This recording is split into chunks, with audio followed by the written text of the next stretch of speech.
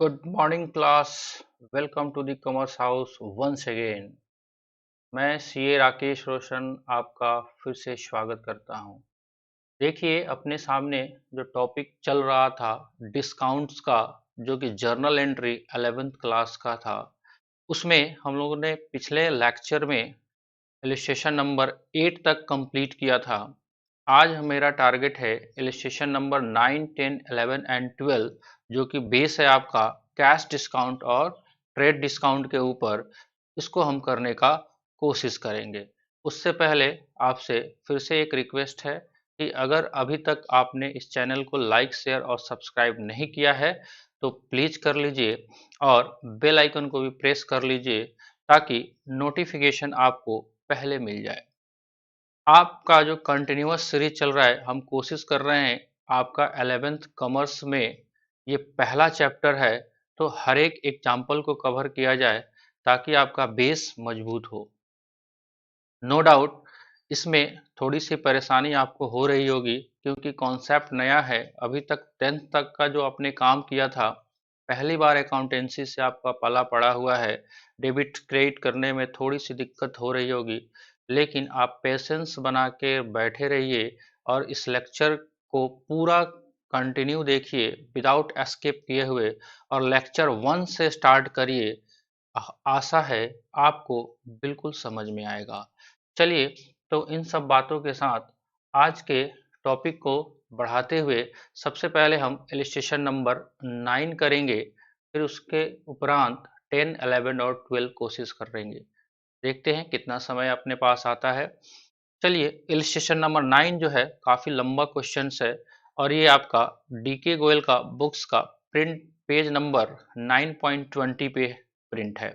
अगर आपने अभी तक बुक्स को परचेज कर लिया होगा तो आप सामने बुक्स खोल के भी देख सकते हैं, अगर आपको डेटा या पिक्चर क्लियर व्यू नहीं हो पा रहा होगा तो। आइए एक बार देखते हैं इलिस्ट्रेशन नंबर 9। काफ़ी लंबा क्वेश्चन है, फिर भी साथ साथ मैंने पैरेलल इसका आंसर भी दिया हुआ है ताकि आपको एक बार अंडरस्टैंडिंग करा सके जल्दी जल्दी। होप सो इसमें से आपने 60% क्वेश्चंस का सॉल्यूशन आपको करने आ गया होगा। फिर भी एक बार मेरा काम है कि ओवरव्यू आपको करा दिया जाए ताकि आपका जो स्टार्टिंग का क्लास है वो बेस अच्छे से मजबूत होते चले। आइए इलस्ट्रेशन नंबर 9 देखिए। कहता है pass journal entry for the following transaction in the journal of Himanshu Chauhan.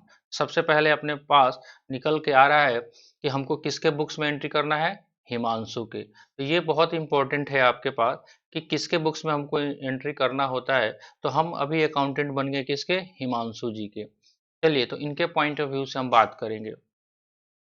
2019 का डेटा है, अप्रैल 1 से स्टार्ट हो रहा है और कहता है पहला अकाउंट्स जो है, transaction sorry, Himanshu Chauhan started business with cash कितने का, 1,50,000, फर्नीचर 10,000 एंड गुड्स 60,000। कह रहा है हिमांशु जी ने व्यवसाय स्टार्ट किया है जिसमें उन्होंने कैश इंट्रोड्यूस किया है 1,50,000, फर्नीचर इंट्रोड्यूस किया है 10,000 का, और गुड्स है आपका 60,000 का। चलिए, तो बिजनेस के पॉइंट ऑफ व्यू से हम क्या करें, बिजनेस में कैश आ रहा है तो मेरे पास एक लेजर आएगा जिसका नाम होगा कैश, तो कैश अकाउंट डेबिट 1,50,000। ठीक है। फर्नीचर अपना एसेट्स है, फर्नीचर वो घर से लेके आ रहे होंगे, दुकान उन्होंने खोला है, अपना उनका फर्नीचर है, तो व्यवसाय में फर्नीचर आ रहा है, रियल अकाउंट है, डेबिट वार्ड्स कम्स इन, डेबिट कर देंगे। थर्ड है गुड्स है, तो पुराने जमाने में लोग गुड्स अकाउंट्स भी यूज करते थे, लेकिन जब से मॉडर्न अकाउंटिंग स्टार्ट हुआ है गुड्स की जगह हम सेल और परचेज को यूज करते हैं।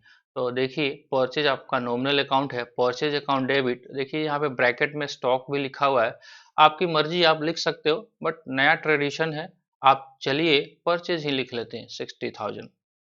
कंपाउंड एंट्री का भी कॉन्सेप्ट इसमें कवर हो रहा है, तो तीन लेजर एक साथ आ रहे हैं। अब आपको मालूम है कि प्रोप्राइटर बिजनेस को स्टार्ट करता है उसके लिए एक अलग से अकाउंट्स क्रिएट किया जाता है जिसका नाम है कैपिटल अकाउंट। ठीक है। अब कैपिटल भी लिख सकते हो आप, और हिमांशु कैपिटल भी लिख सकते हैं, प्रोप्राइटर कैपिटल भी लिख सकते हैं, जो आपकी इच्छा हो कर सकते हो, बट शॉर्ट में आप कैपिटल अकाउंट भी लिख सकते हो।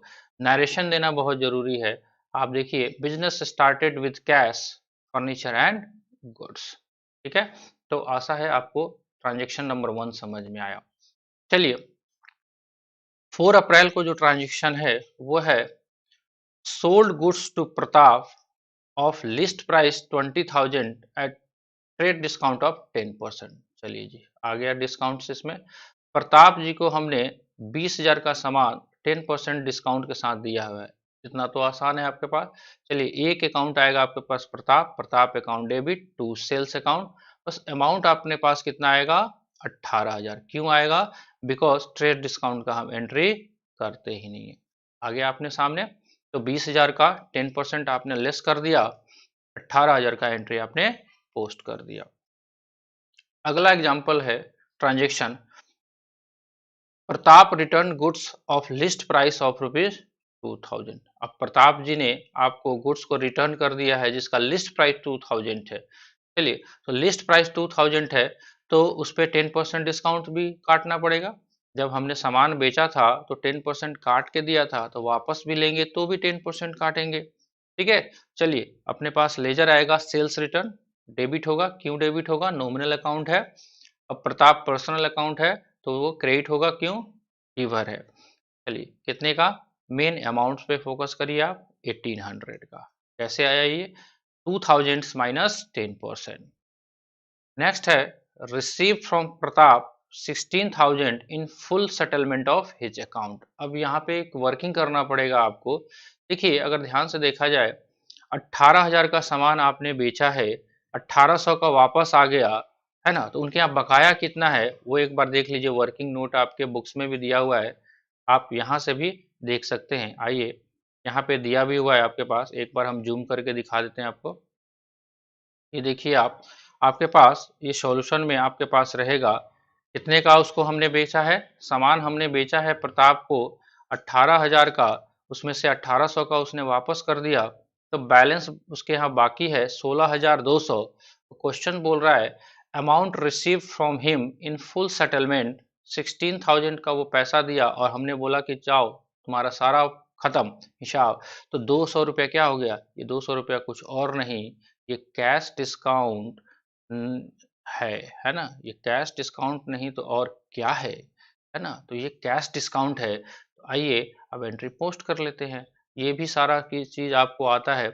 आइए, cash account debit 16,000, discount allowed working note number 1 आपको दिखा दिया गया 200 एंड फुल अमाउंट 16,200। चलिए, यहाँ तक आपका काम हो गया प्रताप का।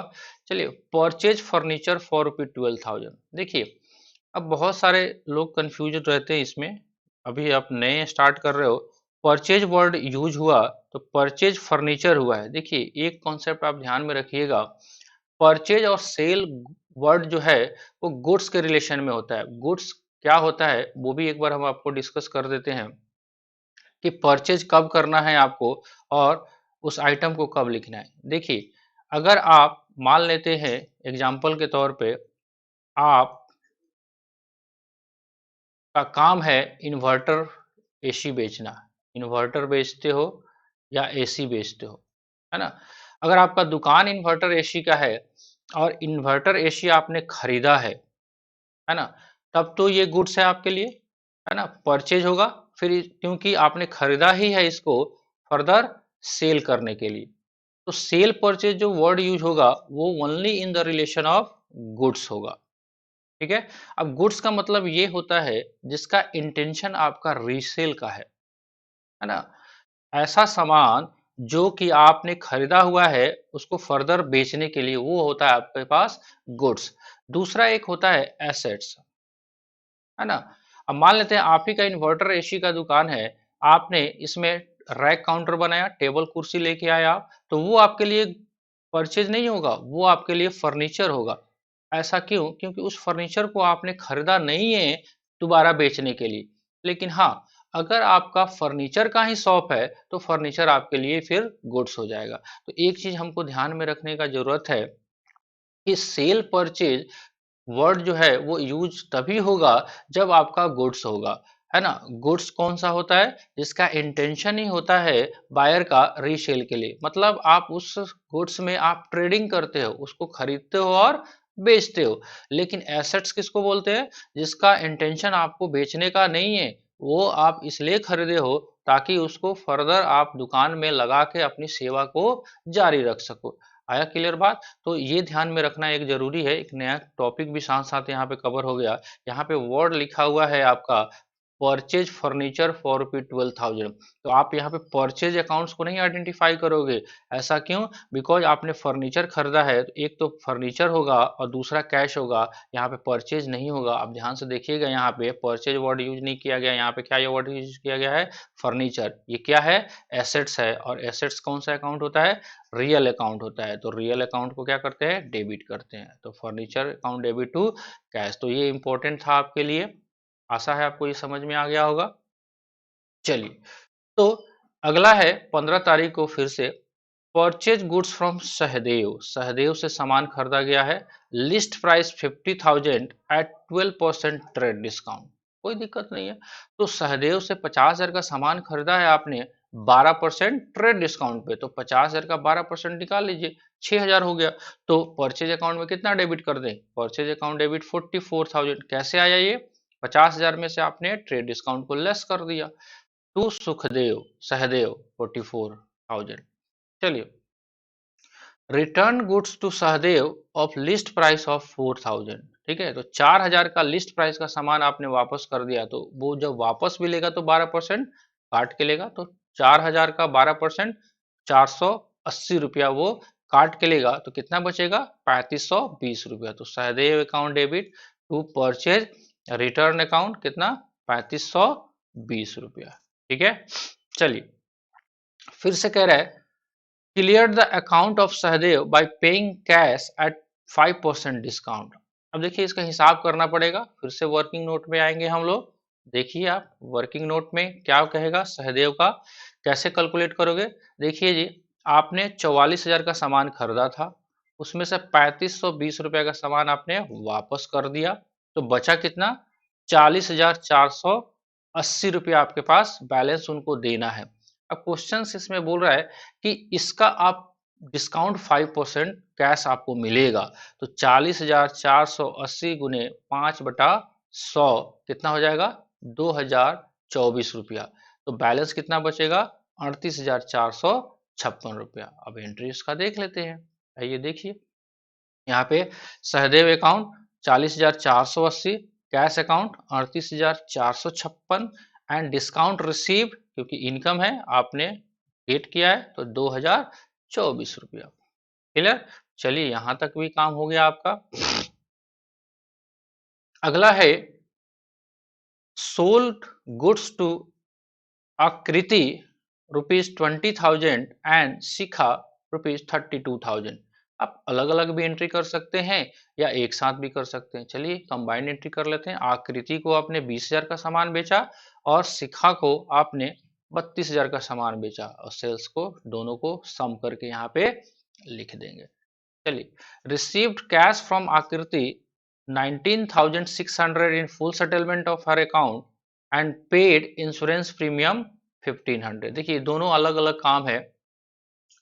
आकृति ने 19,600 रुपया हमको दिया हुआ है और हमने बोला फुल सेटलमेंट हो गया। तो आप चेक करिए कि आकृति को आपने सामान कितने का दिया था, 20,000 का आपने सामान दिया था आकृति को, और वो बोल रहा है क्वेश्चन कि 19,600 में उसका फुल सेटलमेंट हो गया।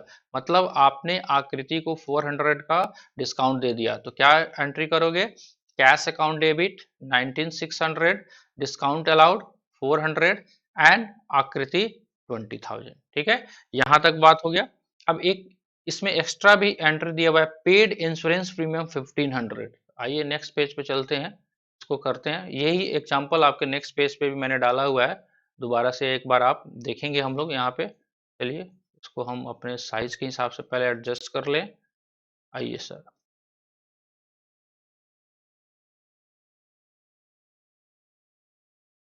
आइए देखिए, जो एग्जाम्पल आपने सामने चल रहा था वो है यहाँ से। एक बार और थोड़ा सा जो कर चुके हम ट्रांजेक्शन उसको ऊपर भेज देते हैं। आइए, हम लोग यहाँ पे थे, कहाँ पे, आकृति वाले पे, यहाँ पे। क्लियर? चलिए आप देखिए एक बार, ये है पेड इंश्योरेंस प्रीमियम 1500, ठीक है जी। चलिए तो इंश्योरेंस प्रीमियम आपने 1500 का पे किया है, तो insurance expense account debit to cash account, insurance expense account debit to cash account, ठीक है। आपके सामने एंट्री हो गया यहाँ पे कितने का, 1500 का, ठीक है जी। चलिए इतना बात समझ में आया अपने को। चलिए तो यहाँ तक हमारा क्लियर हो गया। एक बार पेन को सेलेक्ट कर लेते हैं, सॉरी। आइए देखिए, paid 2400 for insurance premium of proprietor. देखिए ये ध्यान से देखने वाला बात है। क्या हुआ?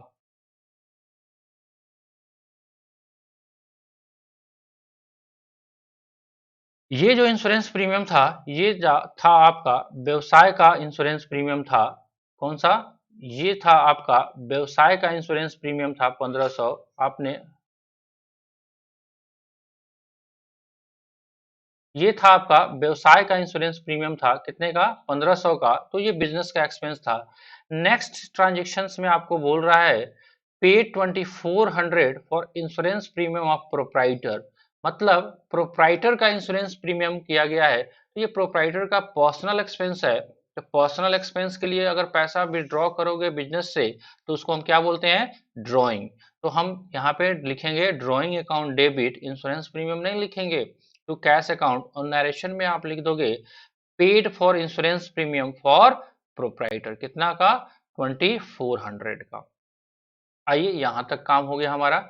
26 नंबर एग्जांपल देखिए, purchase goods for 16,000 for a cash at trade discount 10% and cash discount of 2%। तो कोई इशू नहीं है, आप सामान खरीदोगे और उसी टाइम आपको 10% ट्रेड डिस्काउंट और 2% कैश डिस्काउंट दिया जाएगा। क्यों? क्योंकि आपने कैश ही दे दिया, तो इकट्ठे आपने उधार नहीं खरीदा है, फिर भी आपको डिस्काउंट मिल रहा है। चलिए पहले 16,000 का 10% कम करते हैं, कितना होगा, 16,000 का 10% 1600 होगा।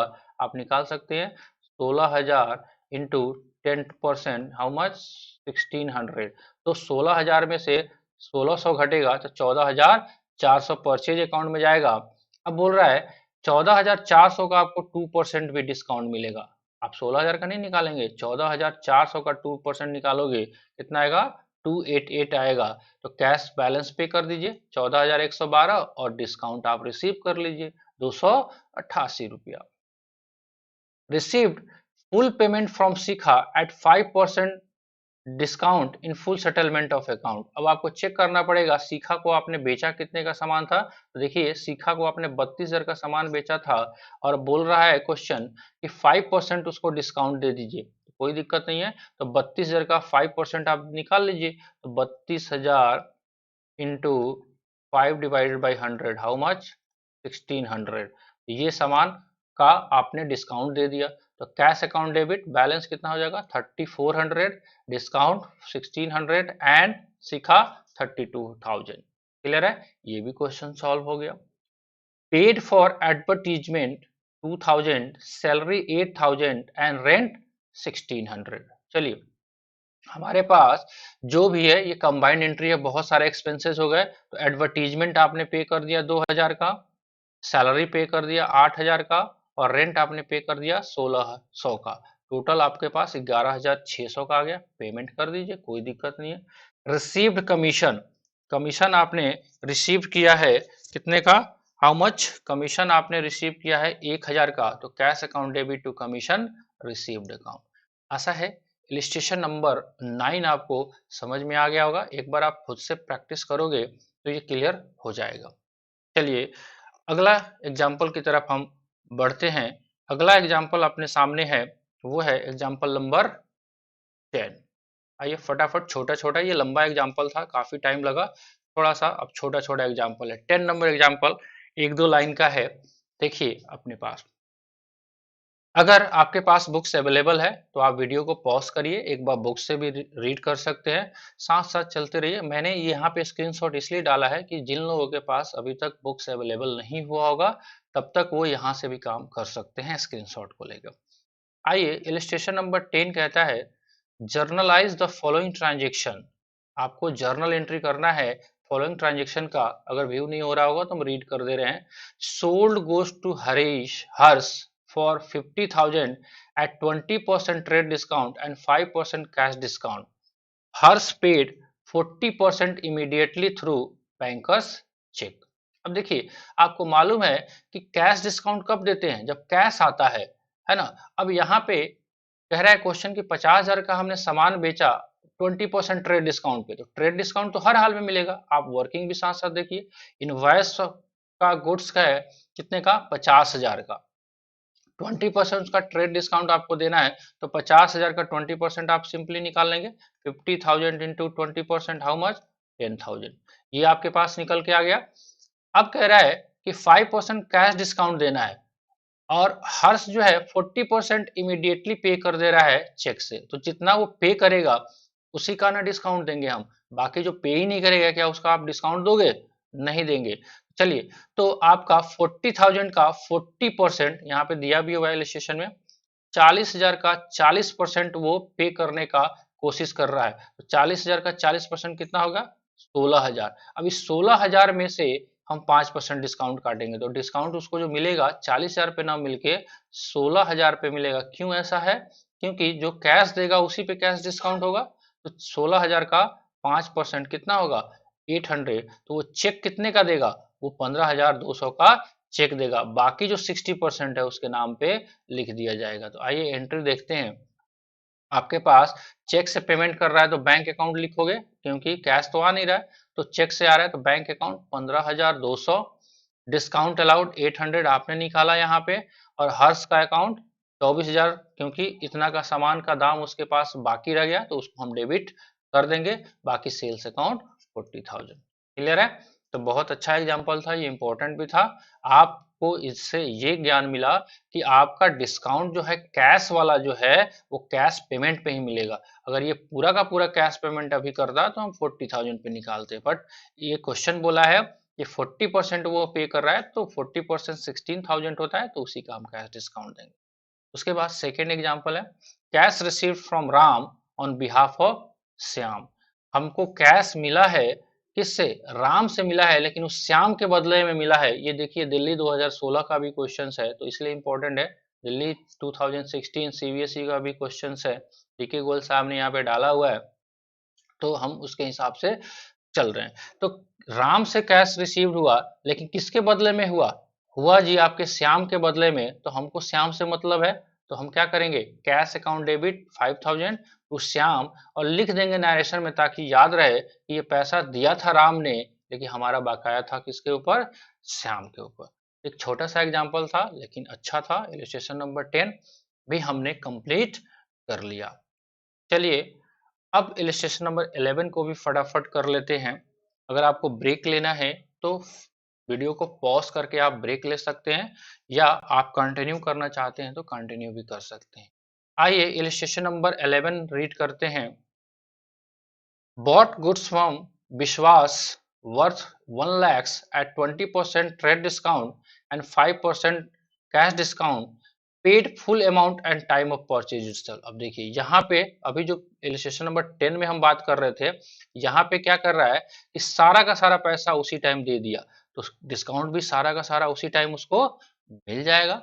आइए, परचेज अकाउंट डेबिट 80,000 कैसे आया, बिकॉज 20% आपका ट्रेड डिस्काउंट है, तो 1 लाख का आप निकालोगे 20%, तो सिंपल सा बात है, आपका 20,000 आएगा।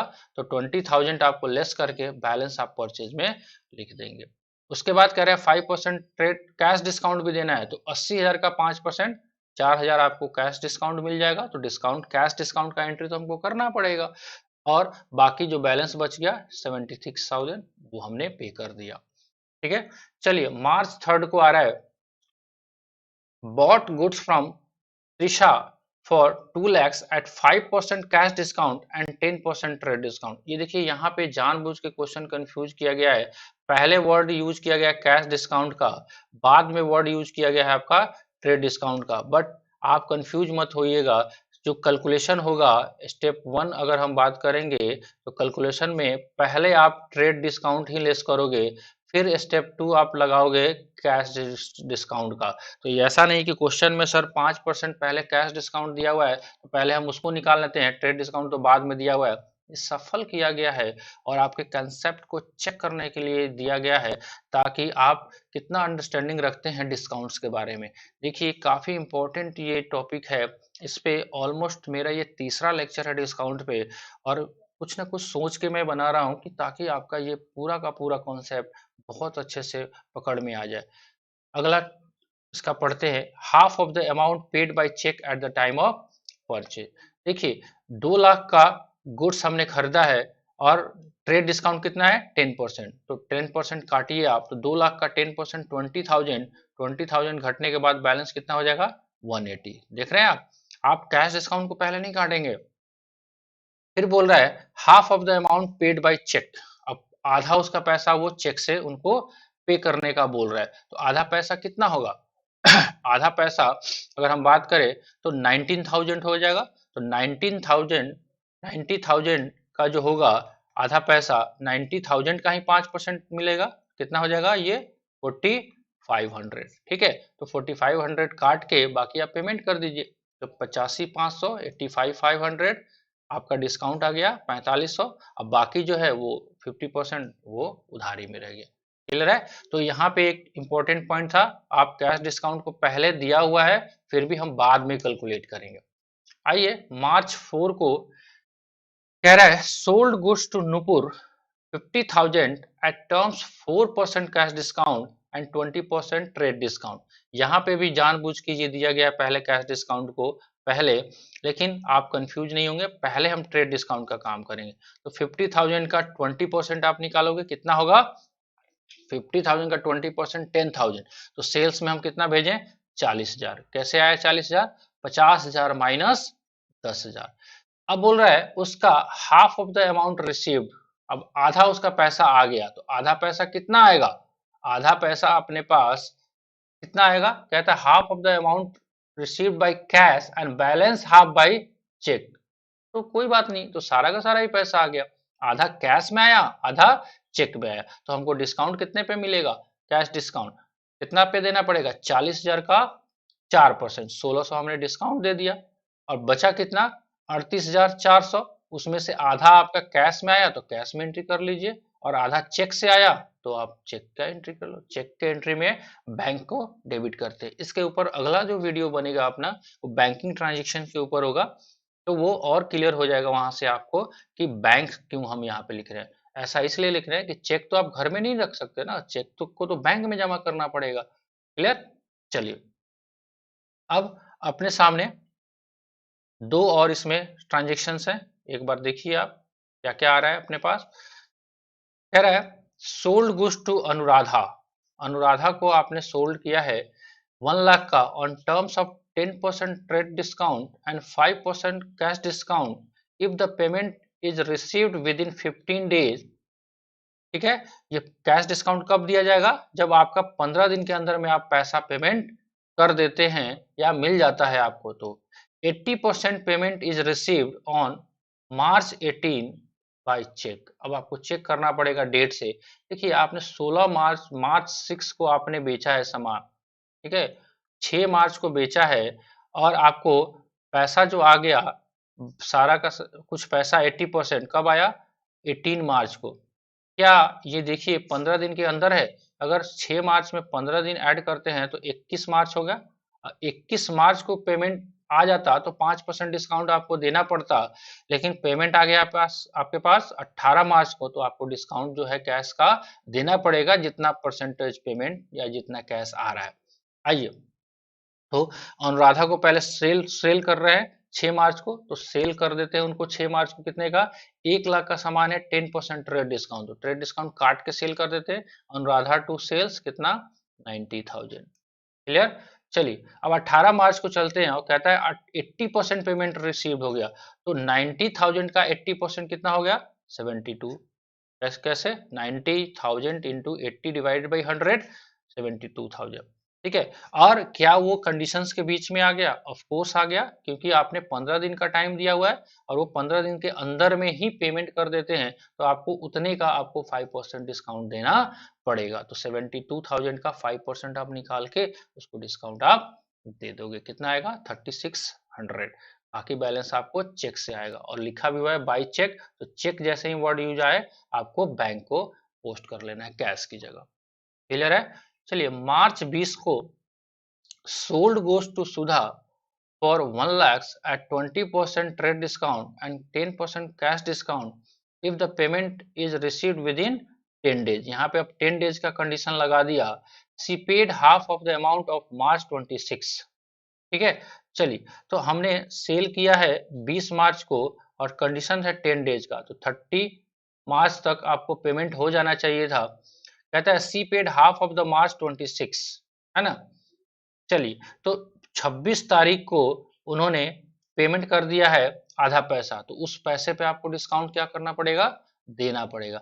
बाकी जो बैलेंस है वो 30% कब दे रहा है? And 30% reminder on March 31। तो 31 मार्च को पेमेंट करोगे तो आपको उसका क्या करना पड़ेगा? क्या डिस्काउंट दोगे आप? नहीं दोगे। चलिए, तो पहले 20 मार्च को सेल करते हैं हम, तो Sudha account debit to sales account कितना? 80,000। क्लियर। चलिए, उसके बाद पेमेंट लेते हैं 26 मार्च को। कितना आया? 26 मार्च को 50% कह रहा है, half of the amount, half amount आया है, तो 80,000 का हाफ कितना हो जाएगा? 40,000। और ये टाइम पीरियड के बीच में है, जो आपका कंडीशन दिया हुआ है कि 10 दिन के अंदर में पेमेंट करोगे तो आपको 10% सॉरी 10% डिस्काउंट मिलेगा। तो 40,000 का 10% 4,000, 36,000 आपको कैश में आएगा, 4,000 आपको डिस्काउंट देना पड़ेगा। ठीक है। और बाकी जो 30% है कह रहा है 30% ऑफ रिमाइंडर ऑन 31 मार्च। तो 31 मार्च में आपको जाके वो बाकी का पैसा आपको लेना पड़ेगा। आशा है इलस्ट्रेशन नंबर 11 भी आपको बहुत अच्छे से समझ में आ गया होगा। बहुत अच्छे अच्छे सब क्वेश्चंस दिया हुआ है और आपके एग्जाम के पॉइंट ऑफ व्यू से भी बहुत अच्छा है और कॉन्सेप्ट के लिए भी बहुत अच्छा है। आइए, आज का अगर अभी तक बोर नहीं हुए होंगे आप, तो आज का एक लास्ट एग्जाम्पल छोटा सा है। छोटा सा तो नहीं है, लेकिन है उसमें काफ़ी सारी बातें, है ना। तो उसको एक बार करते हैं और आज के लेक्चर को हम सम अप करने का कोशिश करते हैं। देखिए, इलिस्ट्रेशन नंबर 12 अपने पास है। 4-5 ट्रांजेक्शन है, देख लेते हैं एक बार। Journalise the following transaction in books of Mathura brothers. Mathura brothers के बुक्स में हम एंट्री करने जा रहे हैं। चलिए करते हैं। Started business contributing 50,000 in cash, 45 450 in cheque and building rupees 20 लाख। कोई दिक्कत नहीं है। 50,000 का कैश बैंक में, 4,50,000 और 20 लाख का बिल्डिंग के साथ इन्होंने व्यवसाय स्टार्ट कर दिया 25 लाख से। करिए, कोई दिक्कत नहीं है। Purchase goods from Manohar Lal at least price of 50,000 for 46,000। कोई दिक्कत नहीं। तो 4,000 क्या क्या है? ट्रेड डिस्काउंट है, तो purchase account debit 46,000, Manohar Lal 46,000। Purchase goods costing 1 lakhs from Shahil and company, paid 60% immediately by cheque and avail 5% discount. देखिए, कह रहा है कि आपका जो कॉस्ट है 1 लाख का कॉस्ट है, वो का आपने साहिल एंड कंपनी से सामान खरीदा है, तो 1 लाख का परचेज हो गया। यहाँ पे ट्रेड डिस्काउंट के बारे में कुछ नहीं बोला है। कह रहा है 60% आप इमीडिएटली पे कर देते हो चेक से, और जैसे ही पे करोगे आपको 5% का डिस्काउंट मिल जाएगा। तो 60% होता कितना है? 1 लाख का, 1 लाख का 60% होता है 60,000। तो 60,000 का आपको 5% कितना होगा? 60,000 का 5% 3,000, 3,000 आपको डिस्काउंट मिल जाएगा। बाकी आप चेक से पेमेंट कर दो कितने का? 57,000 का। बाकी उसके नाम पे आपका उधारी हो जाएगा, तो साहिल एंड कंपनी को क्रेडिट कर देंगे कितने से? बैलेंस 40% से। क्लियर है? Sold goods to Kishore and company of list price 40,000 for 38,000। कोई दिक्कत नहीं। किशोर एंड कंपनी को आप 38,000 का आपने सामान बेचा। कैसे? 40,000 का लिस्ट प्राइस था, लिस्ट प्राइस से कोई मतलब नहीं है। 38,000 में आपने बेचा है, तो 2,000 का ट्रेड डिस्काउंट है, और ट्रेड डिस्काउंट का कोई एंट्री तो करते नहीं है। चलिए, आपका नेक्स्ट ट्रांजेक्शन है sold goods to Kanika and Company, goods costing 1 lakhs at 20% profit, allowing 10% trade discount and 5% cash discount. Kanika and Company made 40% payment immediately by cheque. देखिए अब इसमें थोड़ा सा वर्किंग आपको करना पड़ेगा, एक बार और रीड करते हैं ट्रांजेक्शन को। Sold goods to Kanika and company, goods costing 1 lakh, आपका सामान का दाम था 1 लाख और आपने 20% उस पर प्रॉफिट लिया, तो कितने में बेचा? 1,20,000 में। फिर उस पर 10% का आपने ट्रेड डिस्काउंट दिया, किसका दोगे? 1,20,000 का। आइए एग्जाम्पल का इसका वर्किंग देखते हैं एक बार। आपके पास गुड्स का कॉस्ट कितना था? 1 लाख का, उसमें आपने 20% का प्रॉफिट ऐड किया, तो कितना हो गया प्रॉफिट? 20,000। तो 1,20,000 आपका ये क्या हो गया? इसको हम बोल सकते हो आप लिस्ट प्राइस, जो कि क्वेश्चन में आपको दिया हुआ था। देखिए घुमा घुमा के दे रहा है आपको, ताकि आपका कॉन्सेप्ट स्ट्रांग है या नहीं है, आपका अंडरस्टैंडिंग अच्छा है या नहीं है, उसके हिसाब से। अब बोल रहा है फिर 10% डिस्काउंट दे दिया, तो बात तो वही है कि सर आप फीस कितना लोगे अकाउंट्स पढ़ाने का? तो चलिए सर हम लेंगे 10,000, और मेरा एक्चुअल अगर फीस 5,000 है, अगर मैं आपको बोलता हूँ कि 10,000 मैं फीस लूंगा, आप बोलते हैं कुछ छोड़ दो, चलो 2,000 मैंने छोड़ दिया। वही वाला यहाँ पे भी सीन चल रहा है कि आप प्रॉफिट को मैनिपुलेट करके डिस्काउंट्स को काट देते हैं।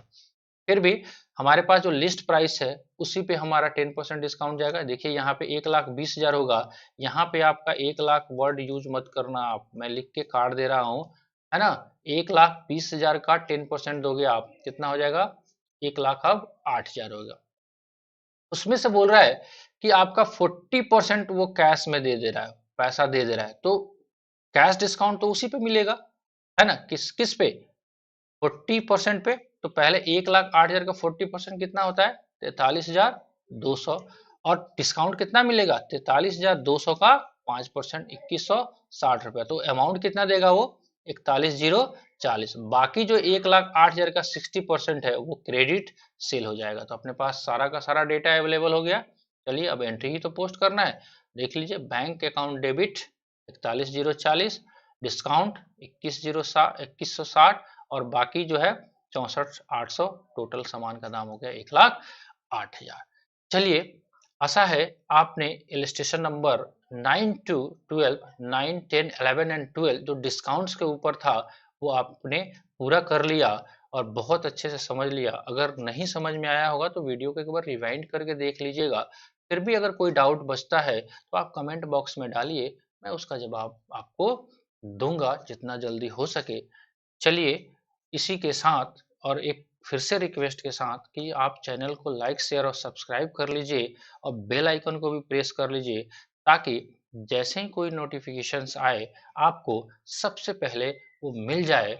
चलिए दोस्तों और क्लास के सारे बच्चे, हम आपसे आज यहीं पे क्लास को स्टॉप करते हैं और आपसे को रिक्वेस्ट करते हैं कि आप इलस्ट्रेशन नंबर 9, 10, 11, 12 को अपने से प्रैक्टिस करिएगा बनाने का, और इसके ऊपर जो क्वेश्चंस है आपके पास 9, 10, 11, 12 वो भी करेंगे। चलिए मिलते हैं नेक्स्ट क्लास में, तब तक के लिए बाय बाय, जय हिंद।